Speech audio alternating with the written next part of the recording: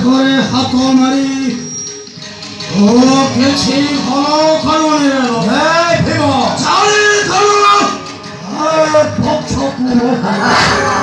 তোর কথাটা মোর হৃদয় ভিতরে ওটায় কারো হই রহি ভাই চাপে ওতে ঘোড়া বন্দর কুখবর আর চৌদিনে পান্ন ভার কথাটা অন্তে উঠে বলে সবে তো বল করে শরীর সহ্য উঠে গেলি এই কগলা বন্দর চাপে